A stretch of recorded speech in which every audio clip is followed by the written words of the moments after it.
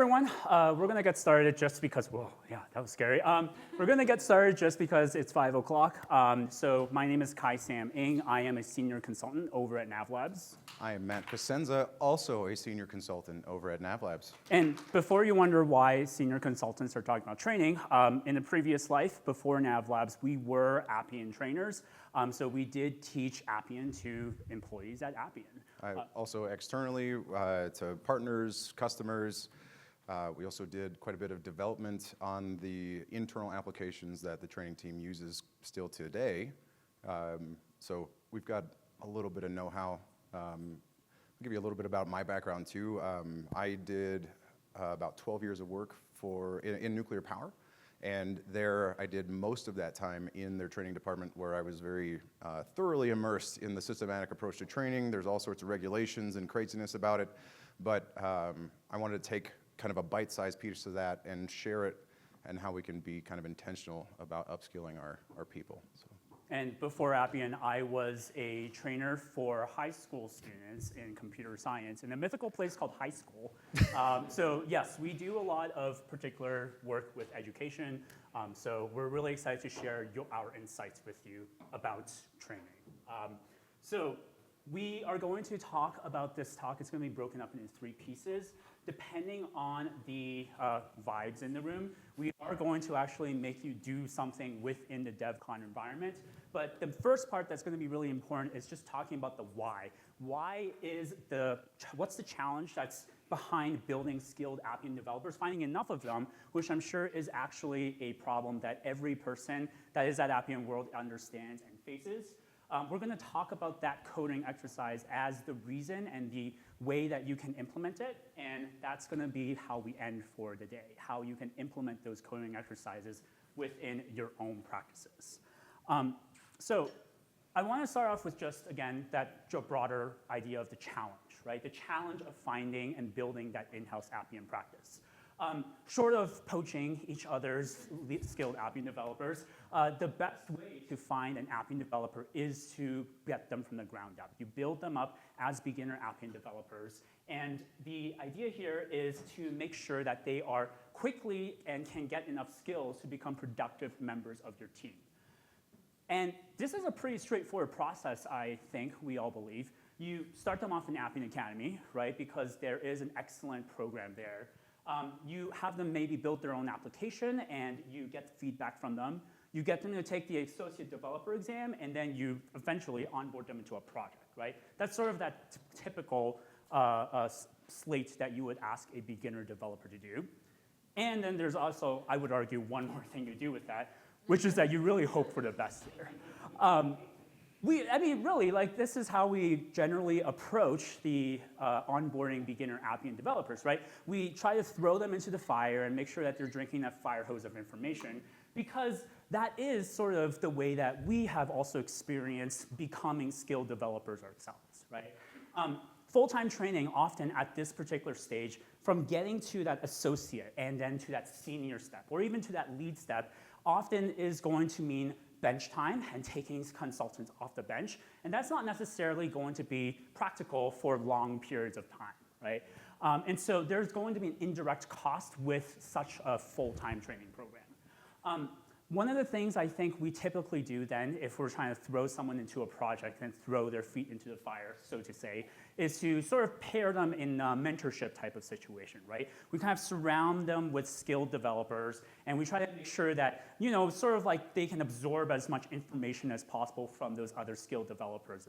And it's useful because it actually helps them get that real life project experience that we often really can't teach, right? We can't lecture those kinds of things to a developer. But finally, I think that at that point, then we hope for the best, because I'll assume that with enough time on a project and with enough skilled developers surrounding them, that they're going to get that experience that they need to become a senior developer or a lead developer. I'm going to argue that that's not necessarily right, because if we're only going by time as experience on a job, then this should probably be the best driver on the planet, right? She's been driving for a really long time, and therefore she's going to be fantastic at driving. And so I mean, I'm joking here, obviously, but I really think that we need to take a step back and kind of understand what we're talking about when we're talking about experience.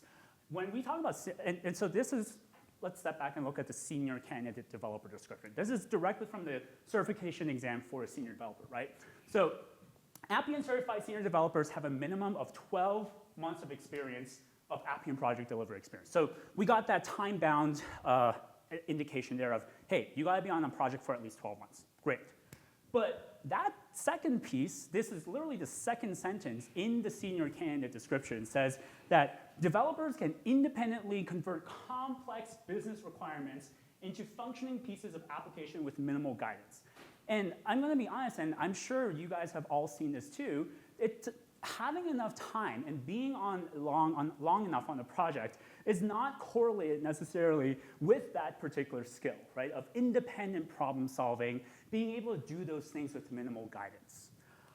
And then the last part there, they understand the basic concepts of Appian's platform, architecture, and leverage that knowledge while designing and implementing scalable applications. Again, right? That's not necessarily related in terms of that 12 months of delivery experience. And so what we really need to kind of think about is when we talk about experience, what does that really actually mean? And I think that time is a really nice shorthand for experience, but it really is, again, a shorthand for a set of skills that we expect good developers to always have had, regardless of whether or not they've never seen Appian before, or they've never been in front of a computer science-related job or in the tech field, right? They should be able to independently problem solve. They should be able to reference documentation and then, again, leverage that knowledge from that senior candidate description that we just showed. And writing concise code, having elegant code, all those things are skills that are important, but you can't necessarily measure that, or it's not necessarily guaranteed just because of project delivery time, right? Time on the project. And so when we talk about gaining experience on a project, this is incredibly valuable, having time on that project, real life project experience, but it can also be highly variable depending on if you're on a project that allows for that kind of learning, right? But also B, whether or not other developers on that team are gonna be capable of being able to provide that mentorship to a beginner developer. And so while I think that these kinds of mentorships and real on-life project experience is irreplaceable, right? It's gonna be something that will always be important for a beginner Appian developer to understand. I think we need a little bit more than just real-life project experience in order to get someone from that associate level to a senior level and then lead and beyond, right?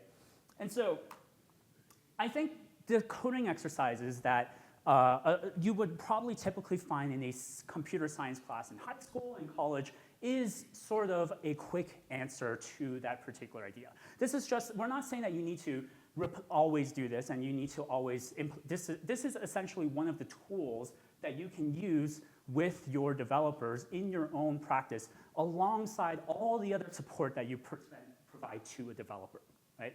So in my previous life as a high school teacher, this was a website called CodingBat that was incredibly valuable for our students. And it was actually used when we wanted to get students caught up or they were struggling a little bit with trying to code in Java, which of course is not low code, but I think that the key pieces of a coding exercise, and we'll talk about these a little bit later, is that clear prompt that allows for someone to easily understand the objective of what they need to fulfill. But then there's also a lot of test cases that lead to that deeper targeted learning that allow someone to quickly get feedback and then be able to turn around and say, okay, my solution maybe fit half of these test cases, but how do I meet the rest of them, okay? And so that's what we're gonna be talking about today, how you can use these coding exercises as one of those tools within your own Appian practice. I'm gonna pause here and talk about AI, because AI, right? Everyone's talking about AI. This is a hilarious thing that was kind of on LinkedIn a couple of months ago because all the engineers were laughing about this, but I'll just read it out loud. So the guy's like, I just downloaded Cursor, and for people who don't know, Cursor's a IDE that's based off of Visual Studio Code, and it has AI augmented to it, so you can basically say hey, help me code a website, and then it'll just spit out all the HTML and JavaScript and CSS that you need, right? So he's like, I downloaded Cursor, anyone can be an engineer now. And then he said, I literally built something in minutes. So his friend says, show me. And the dude literally responds with a localhost link that is literally not going to be accessible by his friend, right? And so I think anybody that's tried to ask ChatGPT or Claude or whatever, or Gemini, to code something in Appian we all understand, it's not going to work out pretty well right now, simply because there's not really that training data for it. But it's not to say that, of course, that one day an AI is going to be able to spit out perfect Sail code that someone can then paste into Appian, right? But and if that time comes, I don't think that an LLM is going to replace a consultant, right? Because we all know that consultants provide something that LLMs are never going to be able to replace. And fundamentally, consultants are sometimes half therapists. They also work inside of refinement meetings, all those kinds of nebulous skills that an LLM cannot replace. But fundamentally, they all come down to common sense, which this dude who downloaded Cursor doesn't have. And I'm going to say that deep targeted learning, the kind that we're going to talk about today, is one of those tools that builds that common sense. So why are coding exercises deep target learning, right? We already kind of talked about this, but first of all, there are short, clear goals, right? Each of these coding exercises that we're going to talk about and are also in your DevCon environments are going to be very clear in terms of what the objective is.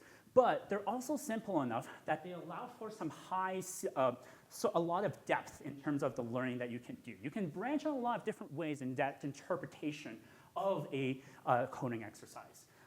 We often call these sort of low floor, high ceiling problems because the bar of understanding a particular problem is low, but there's a high ceiling in terms of how you can continue learning based off of that problem. The second thing is that, of course, with those test cases, there's an immediate feedback loop that happens that allows someone to understand, okay, I did something right and I did something wrong. How can I improve my solution to make sure that I'm always doing it correct? And I think the important piece here is that by providing a kind of sandbox-like environment for someone to learn and do their exercises, you're allowing them to experiment without fear, which is something that if you throw a beginner developer onto a project, they're not going to necessarily get, because they're going to be afraid that when they're asked to build something for a client, that whatever they're not going to be experimenting, right? They're going to try to do exactly what they were told to do. And the experimentation piece, I think, is part of the deep target learning that we want developers to have. Finally, and I think that this is the most important part, just making someone do a bunch of exercises is not enough. The last piece that really is important is the idea of bringing multiple people together who have done these exercises and having them do a debrief.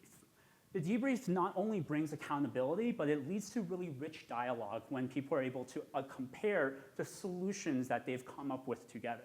Seeing the different approaches to the same exact problem is exactly how someone thinks, oh, well, I never thought about it like that.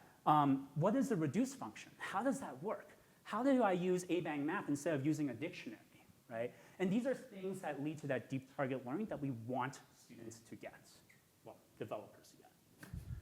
So I'll throw it out to you guys. Do you guys want to try doing an exercise together, or would you want to go ahead? Yeah, yes, let's do it. All right. Yeah.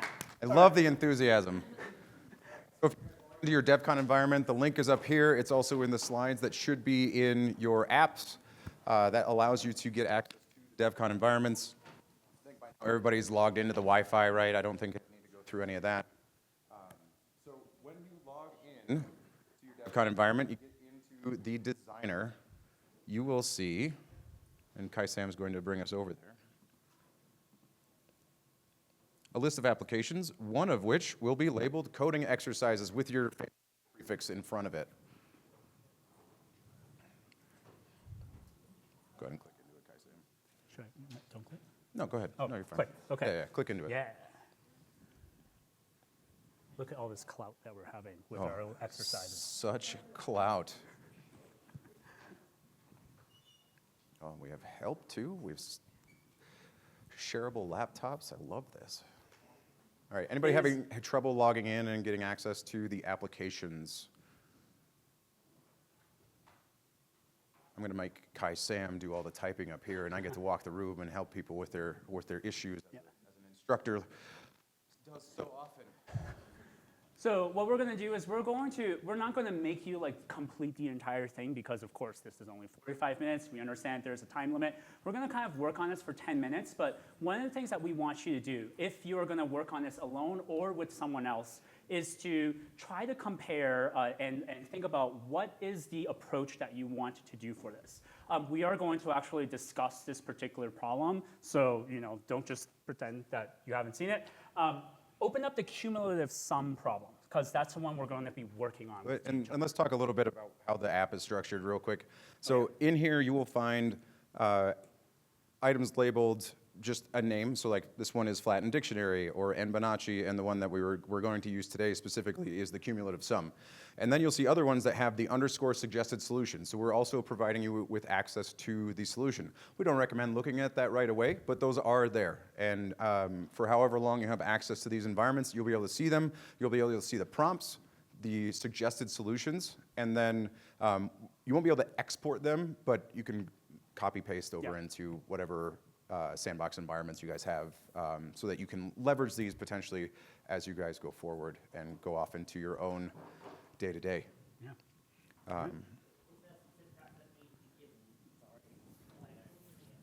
Oh, okay. So, yep, we're going to spend 10 minutes with each other. I'm going to pretend to be also doing this on the board. So let me go through this real quick. So when you guys first log in to the DevCon environment, go to the waffle menu and go to the home page. Yeah. If it didn't take you there initially anyway, the home page will have a button that says either take me to Designer or get my workspace. If it says get my workspace, that means you don't have access to your apps yet. It has to grant you access to the apps. So if you get my workspace, once that refreshes, it says take me to the Designer, and that's when you'll have access to the app that we're using today.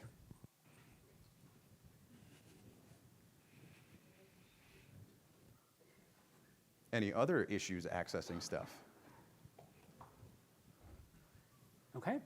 If that's the case, we're going to spend 10 minutes. If you don't have a computer, feel free to look with someone else. We do want to make sure everyone understands the problem. I'm going to put a 10-minute timer on here, too. And if you have questions, by all means, I'm going to throw a timer up and be working on this problem. So I can also just introduce the problem real quick. So this one is, given an array of any type and length, we want to return a decimal array that represents the cumulative sum at the nth element, up to a certain number. And it gives some examples. And it also puts a caveat on it. So if an element is not an integer or a decimal, we need to treat it as 0. So we have to handle some weird cases, right? You can't sum a text string. So, and it gives the examples there. So 1, 2, and 3, when you give it an array of 1, 2, and 3, it gives you the sum as you go through. So at the number 1, or at the first item, 1. The second item, it's 3 plus 2. And then at the third item, it's 1 plus 2 plus 3, which is 6. So cumulative sum as you go through the array.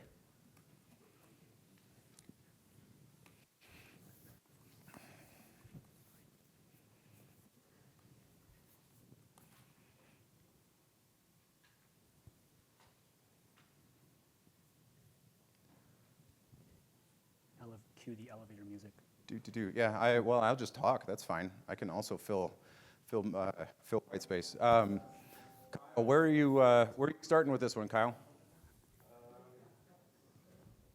I immediately went to Appian documentation, got some functions. All right. So going to Appian docs is always a good place to start. You did the same thing? All right, cool. There you go, yeah. Figuring out how to use, so he's already saying he's going to be using local variables. That's awesome. Matt? Sure. So it's however long. So in that first example, since there are 3 items in the array, it's giving you the cumulative sum at each position in the array. That's fair, because we could have provided a rule input to say, provide only the one specific one. Right. That one is somewhat used in the Bonacci one, which is, it's near and dear to my heart. but that one broke my brain for a couple days while I tried to figure out the solution for this class, because I found it as a problem, and I'm like, all right, I want to build that. And then it took me a lot longer than I thought it was going to figure that one out. It was a lot of fun, though. And really, that's kind of the point here, is that like these don't have necessarily practical applications themselves. However, it's practiced learning and problem solving so that you can find the way to get the solution, whatever the customer's needs are. So really quickly, if you think you've come up with a solution, of course, as everybody knows, you can actually test it out by clicking on test rule and see the output of whatever the default test case was. The challenge is, if you switch over to the tab with all of the test cases and click on run all tests, see if your solution works for all of them. So it seems like I'm still struggling on 2 of the test cases here. So, what to do?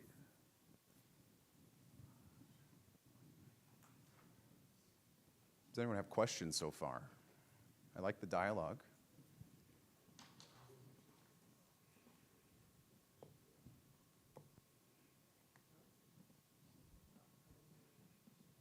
Jules, how's it going?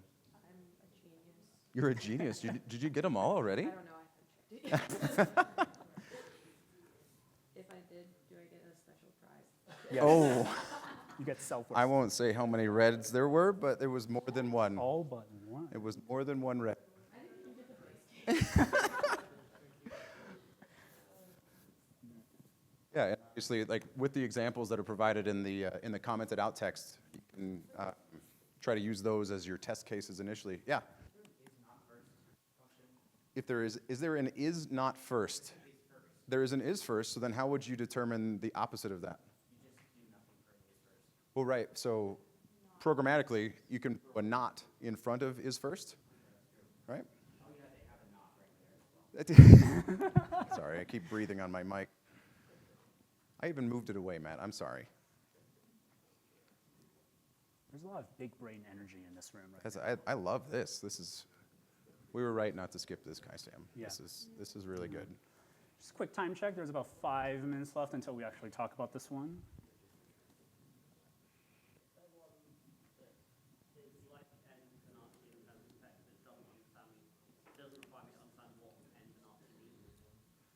What's that, sorry? I'm happy for the Appian challenge, but actually understanding what N Bonacci is. Oh, so N Bonacci, it's that. I'm not Oh, well, I'm going to, I can just give you a quick explanation of what N Bonacci is. Is anyone familiar with the Fibonacci sequence? It is a numerical sequence that is like each, it starts with 1, 1, and then each subsequent number is the sum of the previous 2 entries. So it goes 1, 1, 2, 3, 5, 8, and so on.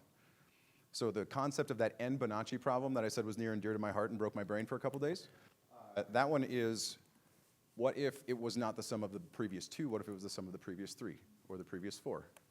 And then spit out some number in the sequence. So let's say it was base 4. That's the N Bonacci. So base N 4 equals 4. And then find me the kth item in the array.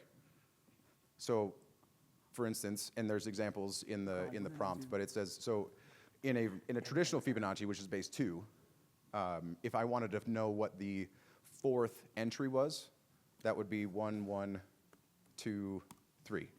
So that it would be 3. And so on. So that's the concept there. So I'm a nerd and I like Fibonacci sequence, so I found that problem like I have to solve this. Wait, I don't even need to use cast, right? I can just use 2 decimal. How's it going, Kyle? Did you get any of the test cases solved? Because that's the other nice thing about these is that you're going to iterate on it, right? Like you're going to tackle one of the scenarios, and then you're like, okay, now I need to figure out how to handle the edge case while still being able to solve the first one, right? As a heads up, complex case number 2 is the hardest one. Come on, Kai Sam, you're on the clock. No. You solved it already. No, I only have 9 out of 10 test cases. No, like last time. You Oh. gave a solution. I know.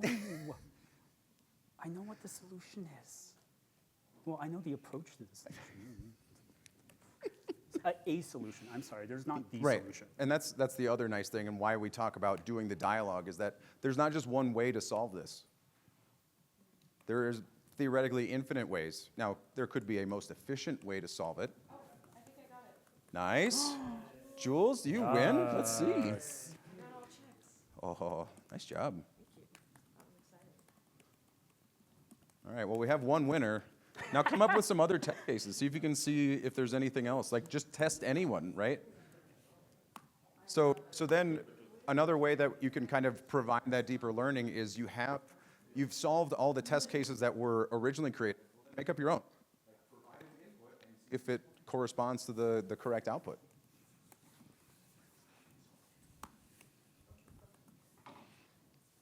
I think I have to use type of or something like that. Major hint. You Probably. I don't know, you got a red triangle, so I don't know what you're doing. Hey, there's just a comma I'm missing somewhere. Target is missing. Target is missing. Yeah. How on earth does this empty list I'm returning not match that assertion? It's exactly the same, I feel. Do I have to strongly? So, Because I got everything else. why don't you open up that test case? Yeah, sure. It looks the same to me. It's just like an empty list. So Just a quick matches- time check, maybe it's about the one more minute, and then there we're you going go. to talk about this one. I was gonna say, I'm pretty sure we vetted this, so let me. Ugh. There you go. All right, I got another one that solved it. Very good. What's your name? John. Awesome. Excellent work. Oops. You beat the I guy that can't made use it. FB Bang Valley. All right, where's our clock? We got 30 I seconds. did it. We got 30 seconds. Oh, Kai Sam finished it. No peeking. Will this work? That's my favorite commenting. Just self-deprecating. Did I do this right? Check this later. Why is this broken?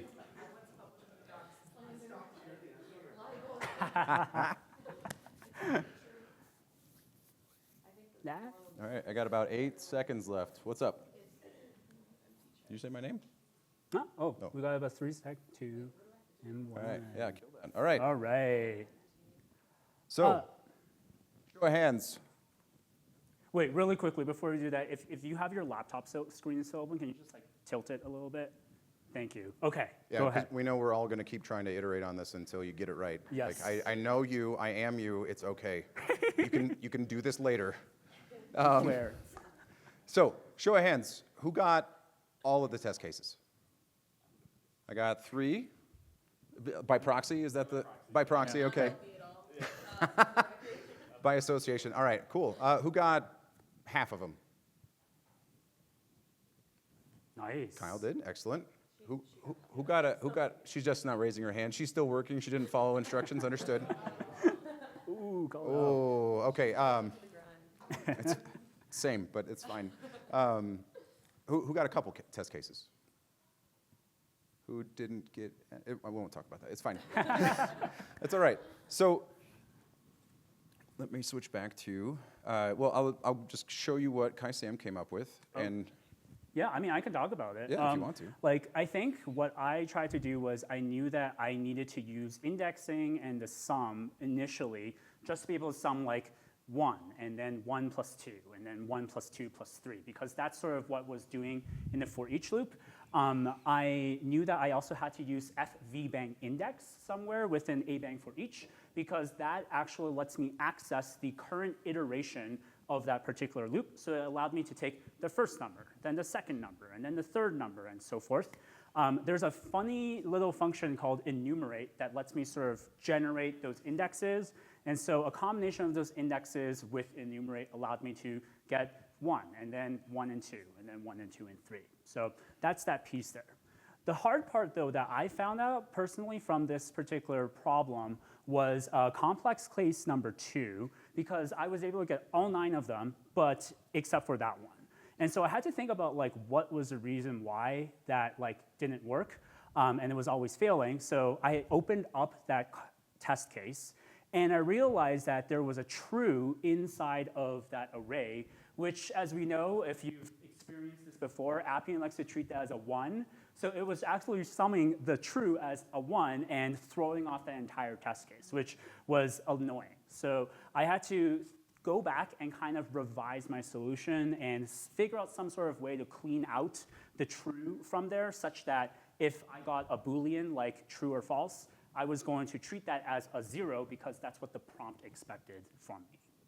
So, yeah. And you wouldn't know that unless you dove into it to see what was going on there, right? Like, and so Yeah. it, oftentimes we're, as consultants, as developers, we see some strange behavior that we don't expect out of Appian, and we're like, well, I thought that would make sense. Why isn't it doing the thing that I thought I told it to do? And so, and it gets the conversation rolling, right? Yeah. For some reason, just clicking test over and over again didn't make it fix itself. So I guess, that's one of the low-code things that, still hasn't been fixed yet. But now we're going to actually transition really quickly to just talking about then, if you haven't solved it, that's okay, sort of 2 solutions that we came up with. And here they are. You can kind of see the different approaches here. That looks a lot like the one you just did, Kai-Sam. I know. It's really hard to think of different solutions. But yeah, that is kind of the one that I came up with. Huh. And so oftentimes we think of, when you think of traditional development, object-oriented programming, you can just define a function within your block of code. Well, Appian does that by handling it with other objects. So you have to define a separate expression rule that you can evaluate as a function, like your own defined function, right? So this other solution that's on the right-hand side of the screen uses a helper rule to iterate through. And I actually had to use the same thing for that Nbonacci solution that I put in there as well. Yeah. So there's a lot of ways to go about doing it. There's not just one right way, and getting that conversation moving. Any questions on kind of that, like what we were doing there? Like we've talked about why this is a struggle of getting people upskilled, and we've now given you an example of the coding solutions that we're proposing. Any questions on kind of those 2 pieces? If you had to pick one, which one would you pick as like, this is the solution you would have come up with? Left or right? Left. Yeah. Is there a reason why some people are picking left over right or right over left? Anyone volunteer? Readability. Yeah.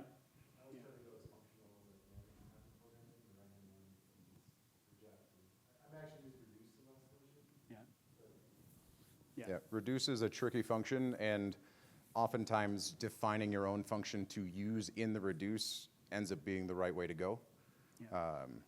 Because for whatever reason, you're doing a more complex manipulation of data than just one of the existing Appian functions. And so that's where the power of that reduce function comes in handy. Yeah. And it's not to say that there's a right or wrong solution here, right? As long as you got all the test cases, that's what we care about. But the one on the right is theoretically shorter, right? There's fewer lines of code, but the trade-off is it does require that you create a separate expression rule and use a reject function, which is a little bit harder to read than a bang for each, right?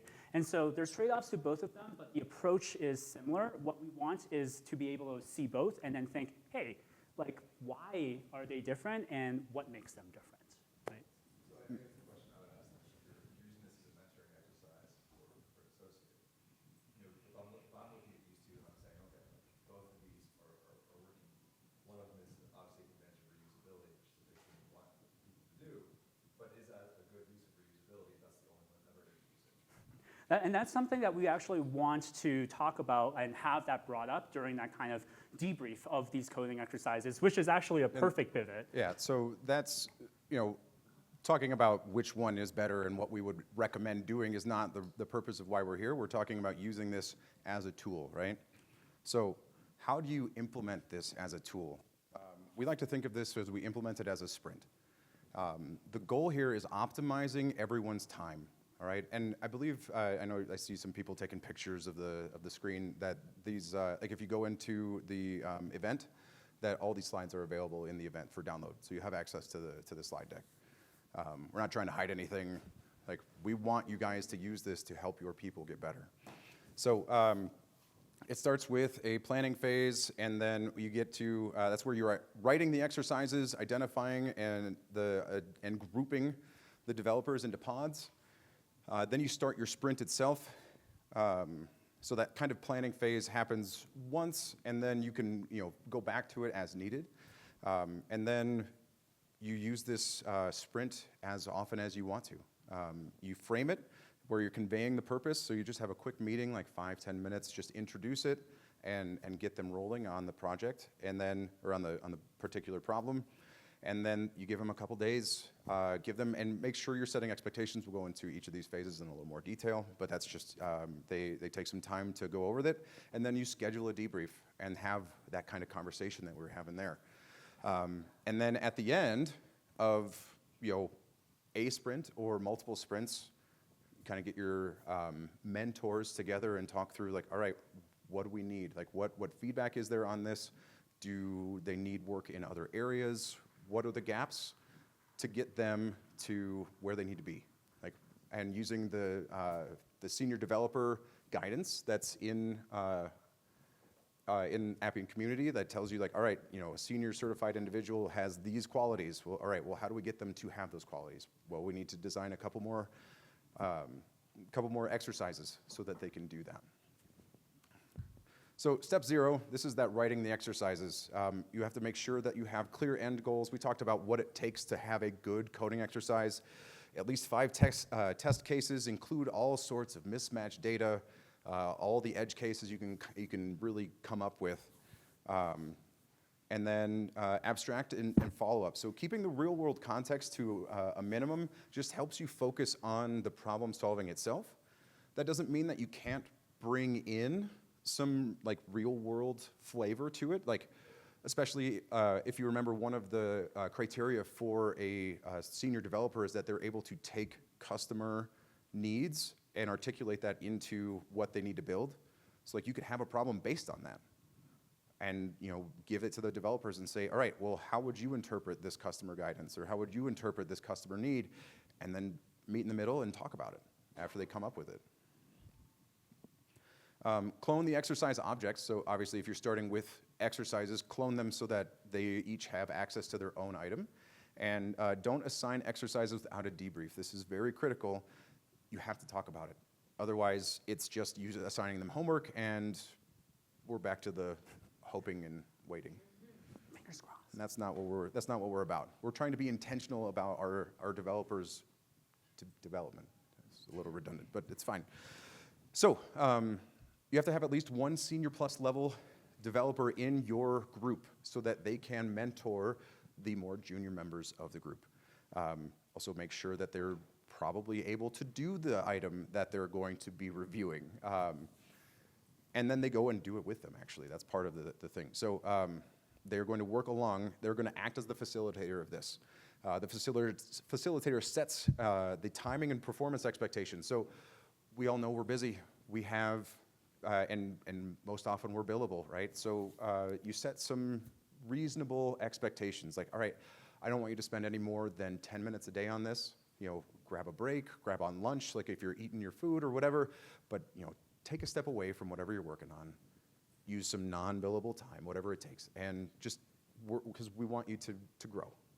And be intentional about it. And whether it's a 3-day sprint or a 2-week sprint, just depending on need, that's what you do. This is a snack, not an entree. Correct. The whole point is that we're trying to build a modular, bite-sized, and scalable approach here. And encourage them to work independently. If they get stuck, have them share whatever they come up with when you have your debrief, right? Like, they don't have to solve everything. The struggle is part of the process. I don't know how many of you are like me, but when I hit a wall, that's when I learn the most. So then step 2 is everybody that's in the pod is doing the exercises, right? So that's why my slide skipped step 2. I can't talk today. It's been a while. It's a day. Anyway, so step 3 now, we're talking about facilitating that debrief. So we talked a little bit about it here. We gave you some examples. You pick 2 or 3 of the exercises, depending on how many you have there, and have them each walk through a solution and their reasoning. Each presentation should answer 2 main questions. How did you come to the solution? Were any of the test cases difficult? And obviously, you can add more of them. Those are the 2 minimum questions that we would ask, or that we ask when we do our debriefs. Discuss as a group which solution they like better and why. So we ask you guys the same thing of when we're up there. And again, there's not necessarily one right answer. We're trying to learn. Hey, if time permits, discuss how the exercise could be extended. How could we make this one more difficult? Is there a more efficient way to solve it than anything we've come up with so far? Like, what's the challenge? So, if everybody developed it with a helper rule, is there a way that we can do this only in one expression? And then step 4 is the retro. We showed that. So normally you're going to iterate through that kind of 3-step sprint where you get a pod together, you assign them the exercises, they work on the exercises, and you do a debrief. Every once in a while, you should do a retro and take a look at how's everything going. You get feedback from your developers who have been going through this and receiving it. Just simply, scale of 1 to 5, how useful has this been to you? Do you think you've grown? What went well? What could be improved? Evaluate the effectiveness. Like, are they now senior certified? Or did we get there? Like, is it mission accomplished? What skill gaps remain? This is where I started talking more on that systematic approach to training that I meant before. And then, are any of the exercises too easy or too hard, right? Like, you may not want to throw everyone in, like, with that Bonacci one that I talked about earlier. That one's probably a more senior level. Give them grades. That was actually some of the feedback that we got from our team. Like, maybe don't throw all of those at us right away. Some of us were more comfortable with all of them, or some of us were not comfortable with any of them yet. Like, gauge your audience. And then evaluate the program. Do we need more exercises? Do we need to cover different topics? Like we said, that senior developer description is very well laid out. So where are the gaps and what's next? So feedback from our devs. They love that they got it critically thinking about the edge cases. It's so easy to focus purely on the happy path to creating a piece of logic, but it got them expanding their thinking to all the nuances of the problem. And we asked them 1 to 5, and so far 4.16. So I feel like we're doing pretty good. Yeah. There was a request from them that we continue to do this in some sort of capacity. And so again, the idea here is that since this is something that is so easily implementable on such a scale, that you could actually set this pretty quickly up without that much of an overhead. Yeah. And so ultimately, we have to be intentional about our people's development. If we just throw it to the wind and say, well, you're going to be on this project for a while, good luck. And we hope you pass the exam in 12 months. That's not what we want. That's not the message that you want to send to your people, right? That's not the message that you want to send to this newly minted associate developer saying, you'll learn eventually. No, we want to be intentional because it shows that you care about them. It shows that you're invested in their future. You're taking time out of your schedule to mentor them and provide them with a structure that they can learn and grow and provide feedback on and take some ownership of their own development too. So we're happy to open this up to questions, but really quickly, these prompts are in your environments. You can't export them out of the dev client environment because that button is disabled, but feel free to copy these exercises out with attribution.